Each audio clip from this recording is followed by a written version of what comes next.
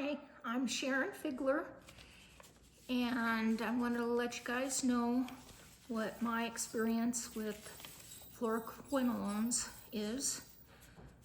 I actually didn't find out about fluoroquinolones until 2009, and that was after I had been floxed several times. And so the first time, I believe, was in 2003 for LASIK surgery. I had fluoroquinolone drops along with steroids.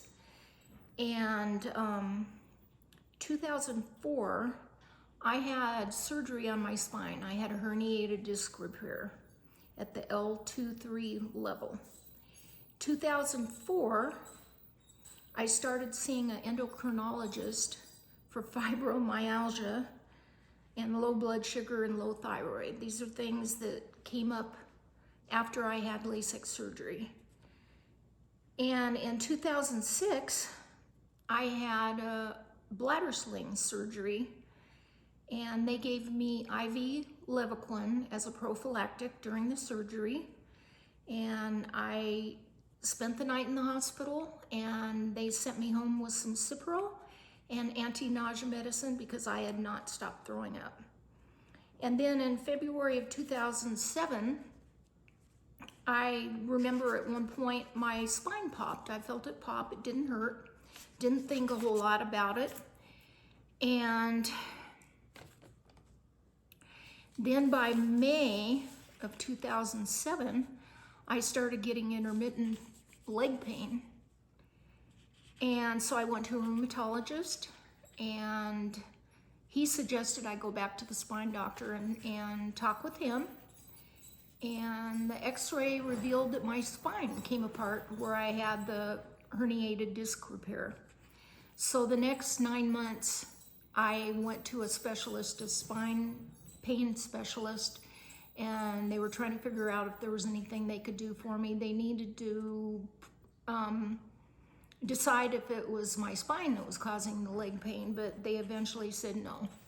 And that particular doctor said he didn't have any idea what he could do for me other than I needed to have my spine fused now. So April of 2008, I had a spine fusion from S1 to T11. And afterwards, I still had the intermediate leg pain. It was still present at the time.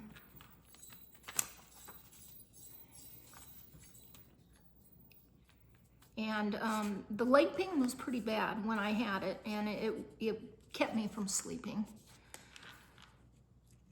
And then in 2008, in September, I had abdominal pain, and the doctor suspected I had a urinary tract infection, so they gave me Cipro.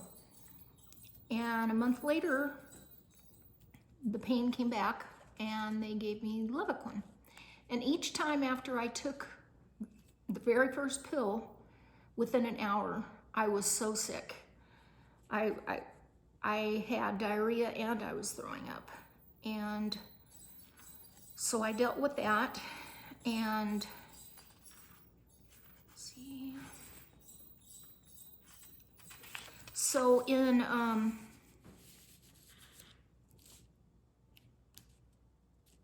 the spring of 2009, I had a friend that asked me if I knew what fluoroquinolones were, and I had never heard of them. And she said that it just sounded like the leg pain that I was having might have something to do with them. So at that point, I got hospital records, especially for the bladder sling surgery, because I wanted to find out if they gave me something, and sure enough, that they did. And then July of 2009, I actually had a phone consultation with Jay Cohen, and he wrote a book on fluoroquinolone side effects. And he pretty much confirmed that that's what was happening with me. I was having severe muscle pain, so bad that I think my muscles were breaking down because I had brown urine. And he suggested magnesium, which I did start, and to this day I still take it. I take 1,000 milligrams a day is what I think I take right now. And my muscles are much better. They're weak, but they're not painful anymore. And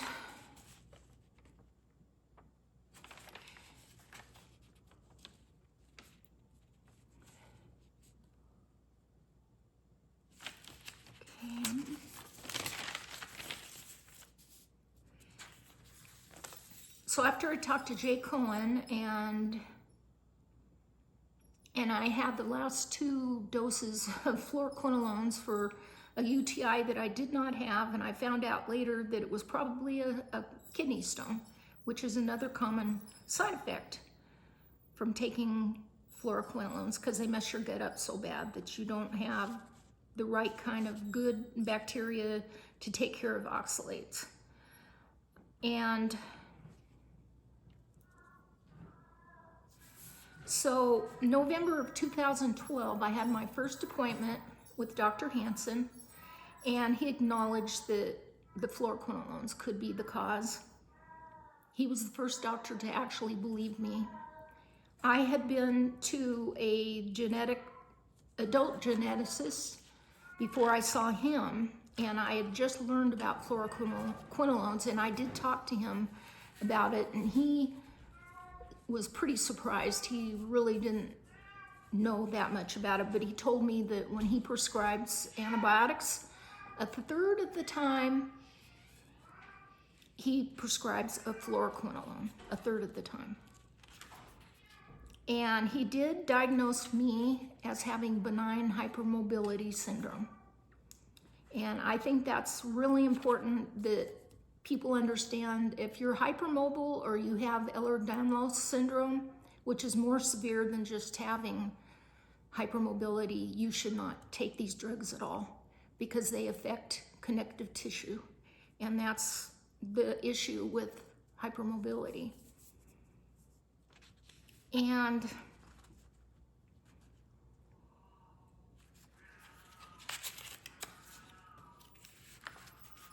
when after I had my first appointment with Dr. Hansen, he treated me at least twice with prolotherapy. And I think one of the times he actually used PRP, which is the platelet-rich plasma.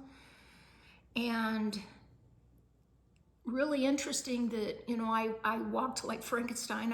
I was very stiff because the pain was bad. And when I had my treatments, I could actually walk out of the office and stand upright.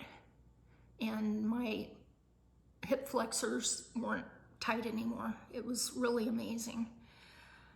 In May of 2012, I did an interview with a local Denver news station along with Dr. Hansen about the dangers of fluoroquinolones. And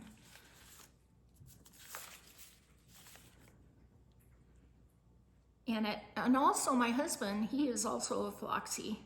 He had cataract surgery and was given the Cipro eye drops along with prednisone drops. And within 6 months, he had a torn rotator cuff surgery. He had to have the surgery. And it was a failed surgery. It didn't work on him for some reason. And Dr. Hansen used PRP on him, and it took care of it. He's never had an issue since, so that was really good.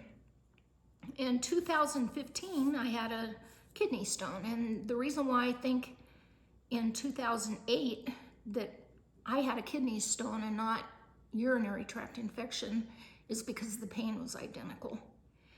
And so I did have the treatment for the kidney stone and took care of that, and that was great. And then in July of 2016, Dr. Hansen, I went to his office in Minnesota, and he did stem cells on me. And within 48 hours after having the stem cells put back into my body, the pain was gone. that I had in my legs that was 24/7, and it was gone. It's never been back. And 3 weeks later, I had my first hip replaced. It was my right hip. And then 6 weeks later, I had a second hip replacement done.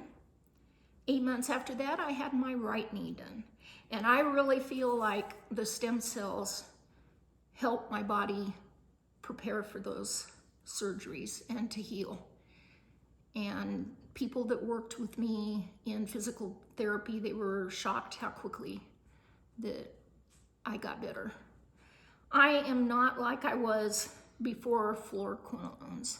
I have a lot of issues. I'm one of the 50 people that had our blood tested, and I have adducts for Levaquin and Cipro on my genes now.